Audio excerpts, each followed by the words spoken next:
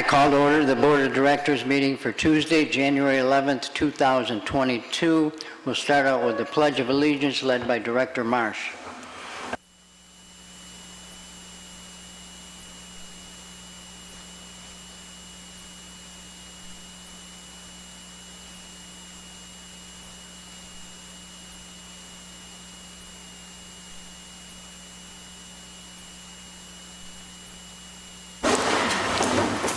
Proof of notice, Director Killam. Yes, Mr. President. The meeting was posted in accordance with the Florida statutes. Thank you. Approval of minutes, Director Killam.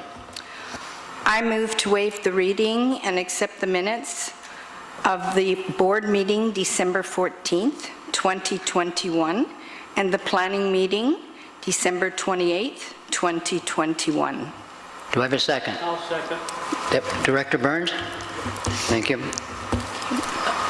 Rationale? Everybody's got them. Everybody got them? I sent them before I left Canada, so everybody'd have them. Great, thank you. All in favor of accepting approving the minutes signify by saying aye. Aye. Aye. Opposed, nay. Carried.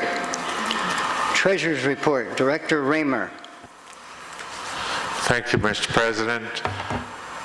Sorry, there's no treasurer's report to say. The accounting wasn't able to finish it this year or this month early enough, but I've put a little notice together for you just to give you some ideas of what we're doing this month.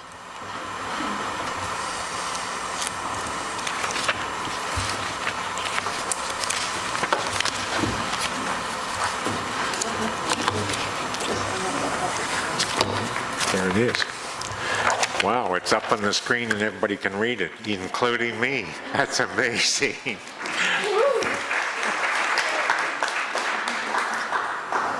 Some notes on the end of December. Today, Dennis and I arranged with Truist Bank. Our 15-year loan is now finalized for $3.26 million and a few dollars thereafter. We'll get our first bill for principal and interest on the 15th of this month and moving forward from then. It was very timely because our bank documents showed the end of our construction as of December 15th. As you know, we paid created our last bill with WJC on the 21st of December. So we're right on what we had planned 12 months ago. The year-end finances for December were on a break-even basis. Year-to-date operating surplus were approximately 90 grand to the good. That's really quite an achievement, seeing how we were so far under budget as far as the golf course was concerned. We had all the interest to pay for the clubhouse, but we learned that we could charge that to construction cost, which allowed us to have a profit for this year, or not a profit, but a surplus. Due to the full auditing beginning at the end of this month, the final treasurer's report for 2021 will be posted online at a later date. The 2021 reserve funding will be shown in detail during the 22 RAP approval later this evening. There's a bit of our reserve account activities that we did in December. Wanamaker, we had fees for them twice. The second one is the nice one. It was the final fee. We set up the pool tables. There was prices for that. Patio furniture, where we had lost it in storage because of the heat in the containers. We did a final payment to leaders for the great furniture that is outside the building on the deck here. Steve ran out and grabbed 2 card tables for the card room, which looked great. And we did a partial payment for more furniture. Most of it will be arriving here the middle of January. This is one you've not been even able to see over the last 6 months, but bottom line, it's our construction summary. The numbers are pretty solid at this point in time. You can run down it quickly. Our total budget cost was 5.6. Our actual cost is 5.25. Therefore, there's $435,000 ahead of the game at this point in time. There are some few expenditures that still have to take place, but I think Mr. Ford and his team have to give a good hand for what they've done so far.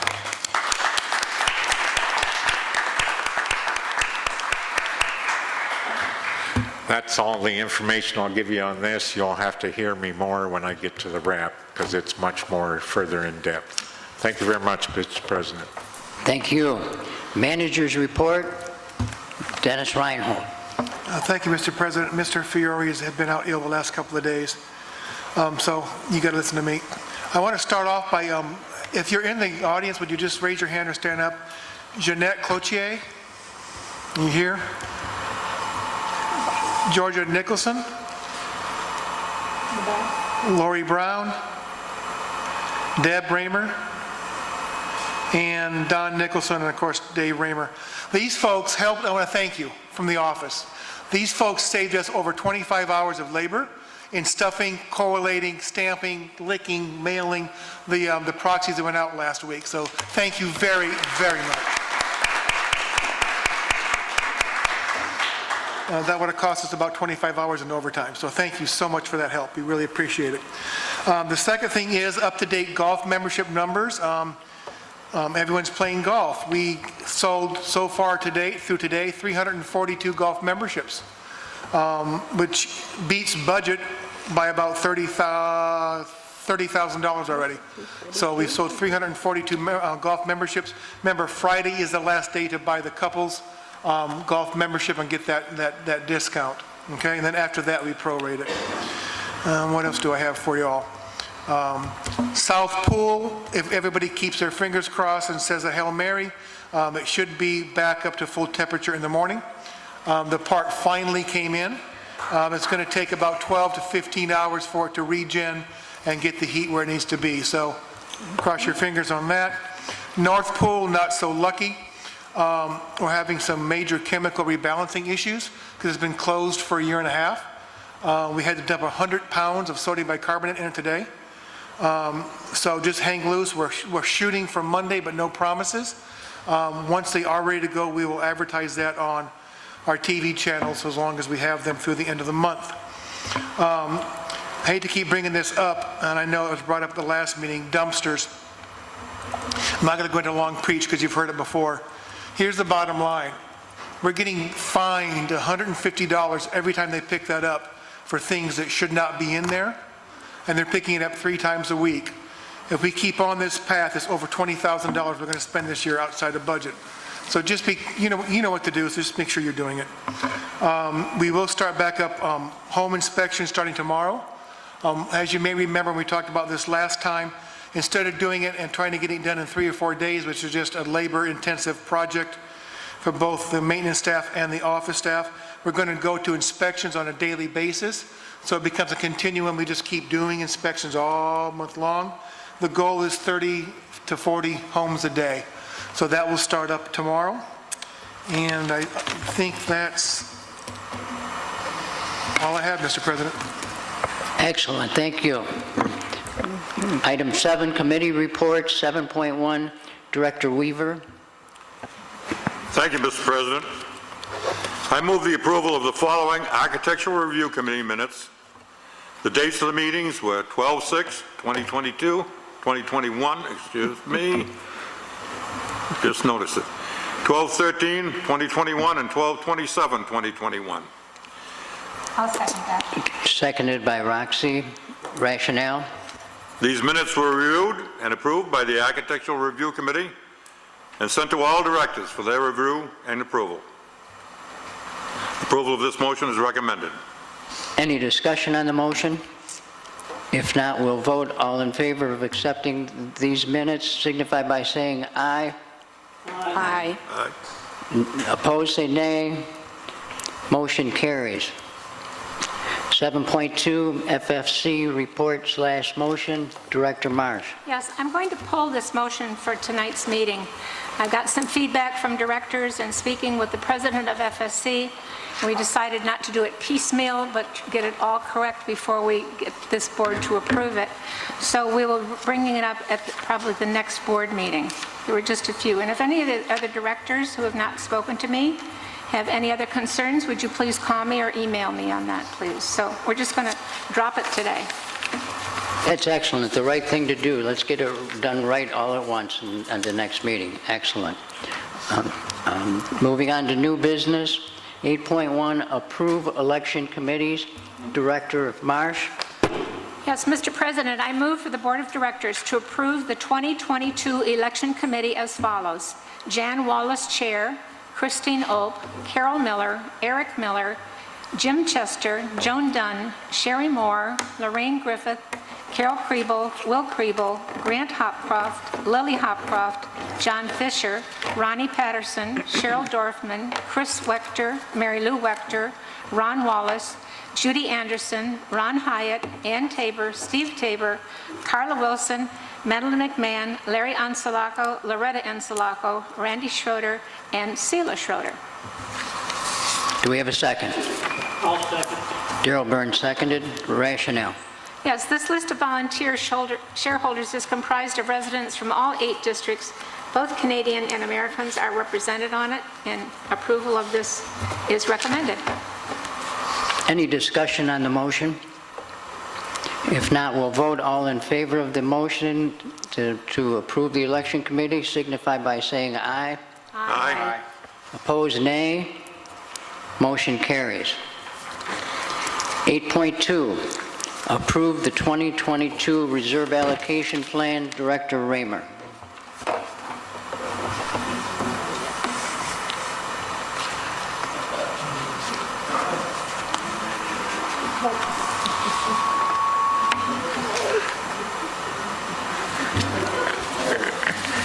Fantastic. Thank you very much. Mr. President, I move to have the Board of Directors approve the 22 reserve allocation plan and budget as what I am going to present here.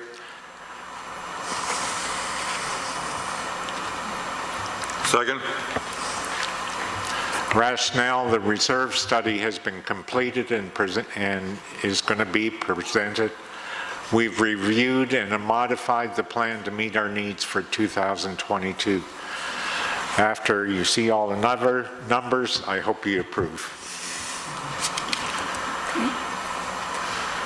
The RAP process summary. In July, the reserve study compiled by Association Reserves, Inc. In December, the President, Treasurer, Manager, Assistant Manager, and Maintenance performed site survey to determine if components slated by the association are needed or additional components to be added from prior year, carryover, etc. In January, yours truly gets to summarize and present for the BOD to review and approve. The starting point was July 12, 2021. The reserve study, we reviewed that. We used pages 7 to 9, which are the major components with useful life versus remaining life, and pages 27, 28, components up for replacement in 2022. A spreadsheet was developed, and you'll get to see that in a second. The 2021 RAP was reviewed for carryover items, late spends, etc., and added to the spreadsheet. Resulting data was reviewed, updated, and our own site survey was completed. The result is the following 2022 reserve with an allocation plan and spending of $774,910. It's much bigger than we've seen before. I don't know if it's clear enough for you to see, but we went through numerous items to take a look at what we had done last year, what we didn't finalize last year, and what we carried forward. Of course, the largest number that's not included in the wrap this year is the clubhouse, where last year we had a budget of $1.4 million.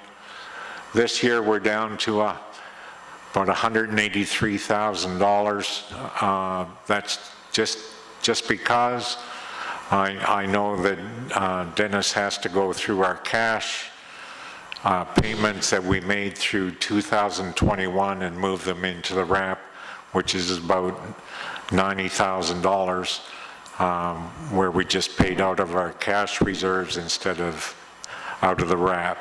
The balance, the board or the committee with Steve Ford will be going through and correcting the minor things in the building and moving forward on that. But I think we're fully balanced without a problem.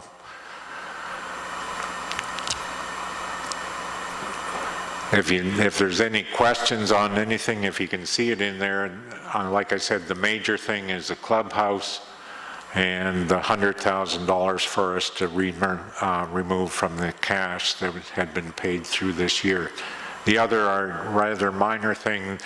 The biggest thing that probably we are starting to work on right now is the maintenance shed and moving forward and bringing that up to date. In April, May, I'm sure we'll be shutting down the south pool for a long overdue maintenance and painting it, making it look as good as the first one up front. Other than that, I think that's where we are. It balances out pretty good, and our contributions from maintenance fees to reserves covered on a really good basis too will be in the 49% funded area all through the year, so without any problem. If there's any questions, I'll turn it over to Mr. President for the vote. Dave, I have a question, just because I don't know what it means. On shuffleboard courts maintenance, it says placeholder for post-floral flooring removal. What does that mean? Number 2826. Shuffleboard courts maintenance.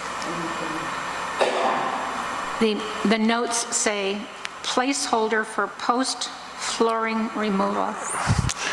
That's put in there in case we have to, as you know that throughout this past fall we had numerous rainfall. Oh. We were concerned that there might have to be some floor repair, and that's just a number to put there. These are not numbers in stone, these are Right. guesstimates, and it's there. If we do it, great. If we don't have to do it, even better. Okay, and on guardhouse repair, when you say waiting on LT, is that long-term committee? Okay. I think there's a group, and Mr. President can answer that. I think there's a group looking at what we're going to do with the guardhouse. Are we going to put a new one in there? Are we going to put gates in there? How are we going to satisfy everybody's needs? That's just a start to see where we're going to go. And what I really like on this is that you're going to be putting in some speed bump. We won't say in compliments of who. Oh, really clapping. Yes, and in speaking about the guardhouse and that program, our IT committee, who was excellent, is starting to look into that now. There's to change over to automatic entry takes up. It's not just the system that lifts the gate and so forth. You have to redo that whole area out there so you can have turnaround and stuff. We're starting on it now. We've got a lot of expenses this year. We plan on getting a plan into effect for maybe the next year, but we're working on it now and seeing just how viable it will be to put in automatic gates up front. Dave, thanks for all the information here. Any other questions? Well, one good point is if we do put a gate in, they won't be late for work.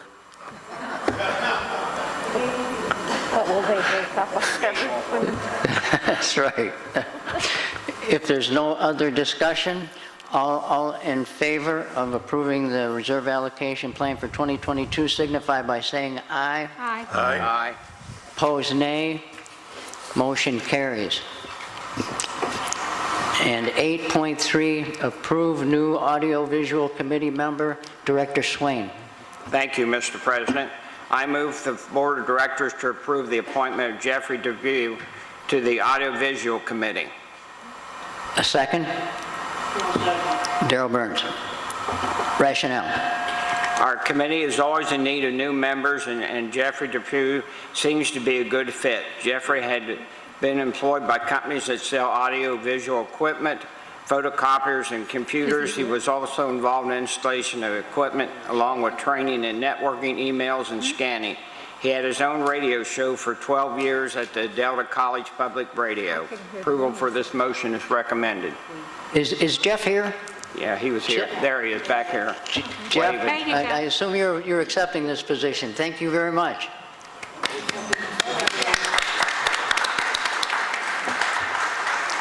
All in favor of approving the appointment of Jeffrey Dupuy to the AV Committee signify by saying aye. Aye. Aye.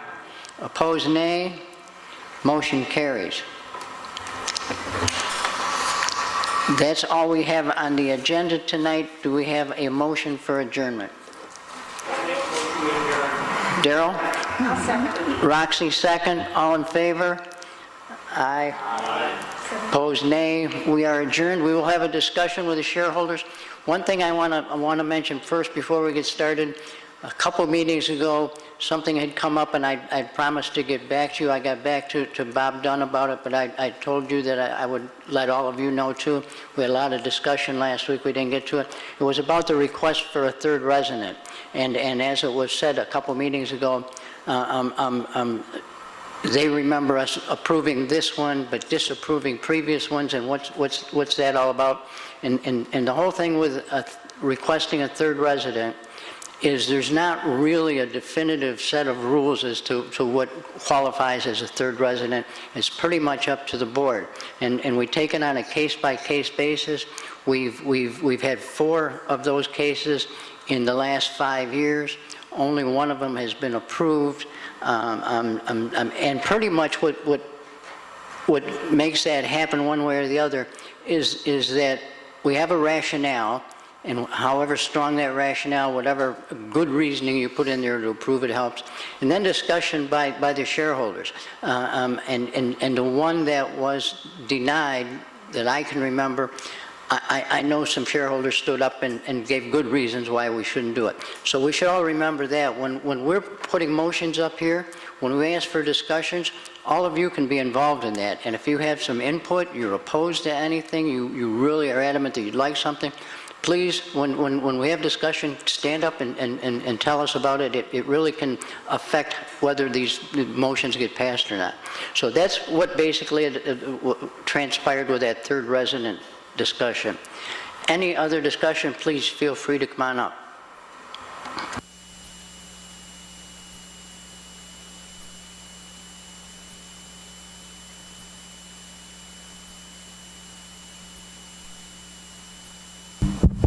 Thank you. I just want to continue what you just mentioned. I'm just curious, when you grant somebody... Need your name and lot number. Oh, sorry. My name is Kim Metcalf. I'm lot 319. I'm a new resident, permanent resident. When you grant these things for residents, a second person in or whatever, is there any kind of follow-up that you do, you know, like anything else? Because circumstances change over time. So like in a 6 months to 1 year, where you reassess, you know, and see if it's still required, if it's not still required, what's happening in the residence. You know, it's just kind of a checkup. Is that done? Not, we don't have a system set in where we check every year. We certainly try to keep track when we hear of people's situation changing, but like a caregiver, if you need a caregiver, pretty much you're always going to need that caregiver, you know, and same thing with an ESA. No, we don't have a formal system for following up 1 year later. That's something, maybe it's food for thought. Absolutely, because circumstances do change, health changes. Sometimes you're having an operation and you require somebody for a certain amount of time, and then that operation is successful and the person actually gets better. I mean, there's a lot of circumstances where it's either going to go one way or the other way. Yeah, and then the caregivers, how are they involved in our community? Like, is there any restrictions? Is it open? Are they aware of it? Do they have an orientation? Like, we have orientations for different reasons. Whether you're a renter and then you're a permanent resident. I think, if everything's just put out and we kind of know, this is going to be looked after, it's temporary, it's not permanent, things could change over time. Yes, we do, and we have a very specific program for that. Perfect. And caregivers all have to have a background check. They specifically have to say what their needs are and so forth. And most important is that caregivers cannot use our amenities, the pool, the golf course or anything, unless they're assisting the person they're a caregiver for to do that. If the person that needs the care goes swimming, their caregiver can go swimming with them. If that person goes golfing and wants their caregiver with them, that person could golf with them. But other than that, the caregivers can't use any of our amenities. And they have, we have rules, right? We have all of our rules inside our residences that we follow. Do they have these specific rules too, that they have a guideline that they follow? I'm just throwing it out there. Yes, yeah, we do. They do? Yeah. Okay. Thank you. That's it. I'm just curious. Thank you. May I speak to that, Mr. President? Director Killam, go ahead. Kim, the Board of Directors passed application forms that were sent through the lawyers in 2020. I believe it was in June or July, and the resolution that tells the rules and the limitations and everything that they're allowed to do was passed by the board June or July, one or the other, and they have a lot of forms to fill out, and it's very watched. Okay, yeah, doctor's notes, everything. The office has all that. Hello, my name is Sharon Brill. My number is 553. Please remember that number. I'm complaining because I cannot get an oak tree behind my house trimmed. I have been working on this with the board, with the office, for 2 or 3 years or more. Mary says because the branches are not laying on my house, there's nothing they can do about it. Now, there's probably 8 to 10 oak trees in the field behind my house. My understanding that there has been a contract that these oak trees are supposed to be trimmed ever so often.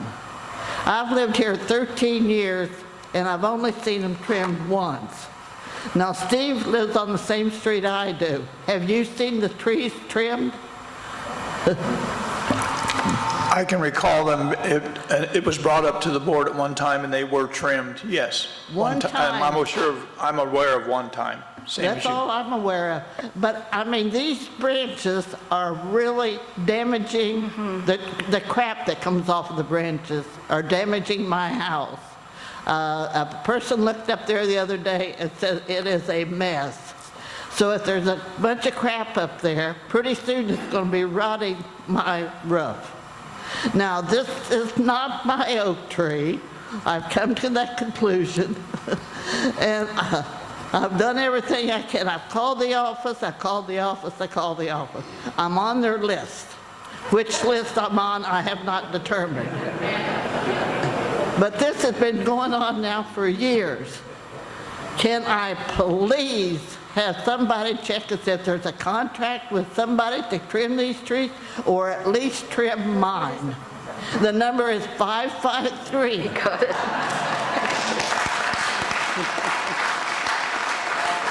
Thank you, John. Sharon, hang on. Dennis, our assistant manager, Sharon. is going to answer that for you. What was that lot number again? I have to think about it. I think it was So, sort of like let me explain the process. I can't speak to prior years, but since Anthony has come on the last year and a half, and I plan to continue it when I take over, we have a tree program in place. We have over 1,200 trees on this property. That doesn't count the palm trees. What we do have, the process we have is, as maintenance or anybody notices a tree issue, that goes on the infamous list. And as that list gets to a number of issues, I can't give you the magic number because it doesn't exist, but we judgmentally determine it's time to bring somebody out. We look at it first and say, yeah, we can take care of it. No, we can't. We also will then call out a certified arborist to come out and look at the tree to give us what we need to do to that tree to keep it healthy. Let me finish. Okay. Let me finish, okay? And that arborist will tell us, yes, that tree does need trimming, no, that tree doesn't need trimming. I'm not an arborist, my maintenance crew is not an arborist, they can't make that decision. When we get enough trees to service that, that's when we'll bring them out. If it's not touching the tree, if it's not touching the house, it'll probably be trimmed a little bit, but not trimmed back all the way. The branches right now from the tree over my house is from here to there. Okay? That's how many branches over. All of this crap comes down on my place. Okay? Now, So what I will do is, Sharon, and it was lot 553, right?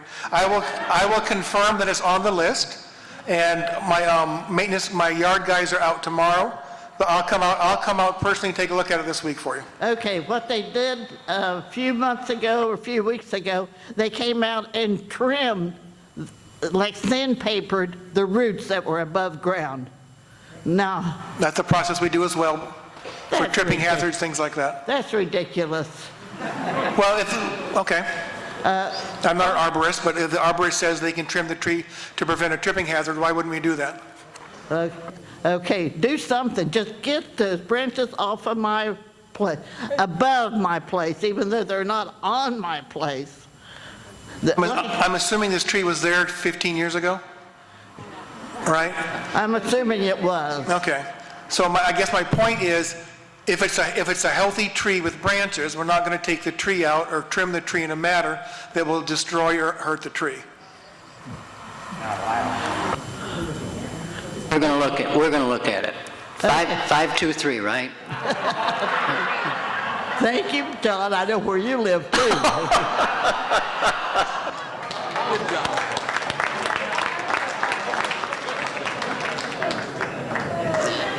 All right, well, we have somebody else coming up. Nancy Whitford, Lot 72, Dennis. We who have transferred over to Spectrum no longer have 801 and 802, and you said in your comments that when this pool was open, you'd put it on the channel, but we don't get the channel anymore. So could you put it out by text or email? I'm sorry to interrupt you. That's actually a brilliant point. Thank you, Nancy. If you have not signed up for the manager's email, you have to sign up for it in writing and sign it because it's where we give legal notices. I highly suggest you do that because February 2nd, or 1st, or 3rd, 801 and 802 go away. They are not being replaced by Spectrum. So you have two methods to be communicated to. One is an emergency alert system, which is a 144-character text message we can send you. For example, we're going to cut the water around Randy Schroeder's house in 10 minutes. It's going to affect 40 people. Okay? Or, hey, there's an emergency tornado warning came out, or whatever that emergency is. So I highly urge you can sign up for both text and short emails on that system. The other system is a manager's email system, so those of you who are signed up for that, you got your agenda for the night via that this afternoon. That's where those lengthy emails come through. I can tell you not everybody is signed up. We've got about 510 on both programs. So there's 200 and some people who don't have a communication method once Spectrum is fully up and running. But to answer your question, yes, we will put out a blast on that. And just so you know, we in the February flyer, you'll see this conversation again, reminding everybody to make sure they're on those two lists, the manager's list and the emergency notification list, and tells you how to do that. And what it is you can either email the office, you can stop in and pick up the forms. There's a couple forms to fill out, and You will be informed of everything that used to be on 801, 802 via that method. So, and if you're not sure, just stop in the office and ask them if you're signed up, and they'll give you the forms to get signed up. Those forms are also on the website, but we can't do it over the phone or with a phone call or email. You've got to come in and fill out the form. If you pull the form off the website, scan it and send it to us, we can do it that way. But I have to have a signature.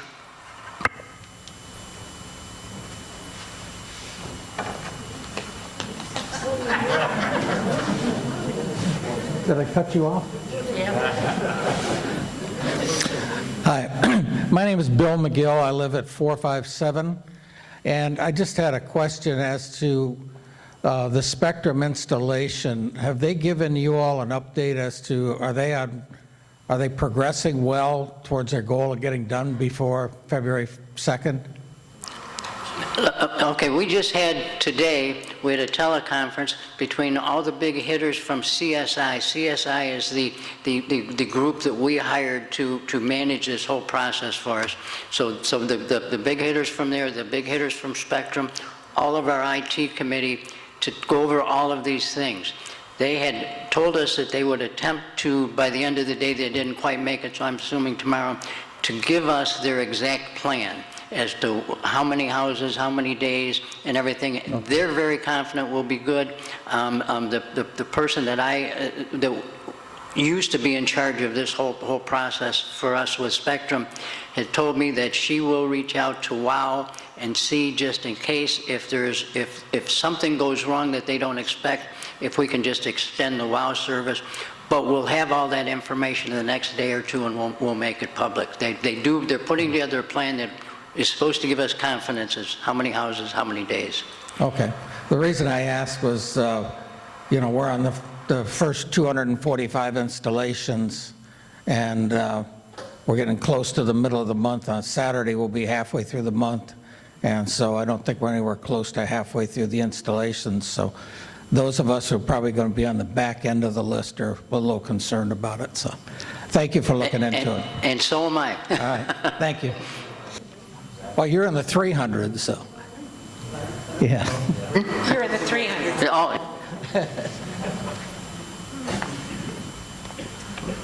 Hi, Ronnie Patterson, 428. I just want to remind everybody, this Sunday is Meet the Candidates at 1:30 in the afternoon.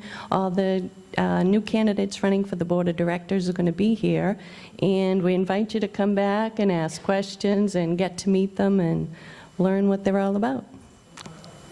1:30. Okay? Yes, and just so everybody knows the format, we'll have the candidates up there. They'll all give a short presentation of basically of their background and what their strengths are, and then we'll have an opportunity to ask questions of the candidates. And that will be live streamed in case you can't make it. Tune in. And Marge Fields, 168. I want you to remember that number also, because I want you to put me right behind Sharon Brill. It wakes me up at night, them dumb things are falling on my roof. Also, no, I wanted to say the Spectrum. I have Spectrum now, but my internet is not a bit faster than it was with WOW. It is not. So, but put my number down, 168, would you please? For trees or internet?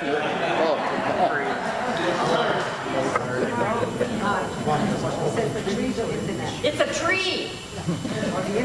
Okay, I wasn't sure what the number for trees or for the internet service. Behind Sharon Brill, I'm number right behind her. Okay.